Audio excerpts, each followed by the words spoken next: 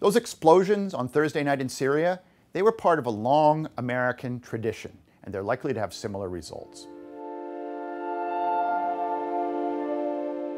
The unannounced airstrike by a US president against a specific international figure in response to an atrocity. That's the tradition we're talking about. In this case, the target was Syrian dictator Bashar al-Assad in response to his shocking use of chemical weapons against his own people earlier that week.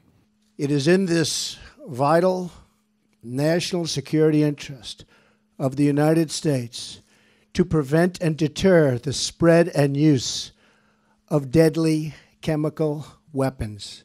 Back in 1986, Ronald Reagan launched a similar surprise attack when he bombed Muammar Gaddafi's Libyan headquarters in retaliation for the bombing of a Beirut nightclub packed with US soldiers. In 1998, Bill Clinton took the same tack with cruise missile strikes against Osama bin Laden in Afghanistan and Sudan. This was in response to bin Laden's attacks on American embassies in Kenya and Tanzania. And now Donald Trump has joined that tradition by firing almost 60 Tomahawk cruise missiles into Assad's air bases. The Reagan and Clinton strikes were intended to neutralize and intimidate US enemies, and ideally to make more complicated military invasions and occupations unnecessary. But in both cases, they failed. Instead, the enemies dug in deeper and amplified their terrorist attacks.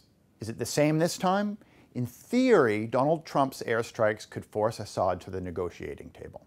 But it's far more likely that this will make the conflict more complicated. The Americans are fighting the Islamic State militia in eastern Syria with the cooperation of Assad's Russian allies.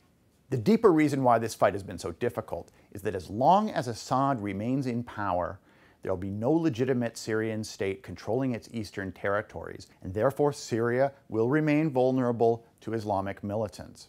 Donald Trump's airstrike probably won't solve that problem any more than Reagan's or Clinton's did in their time. The only clear win here is for Donald Trump himself. It gives him a political victory at home, but it takes him and us nowhere closer to peace in Syria.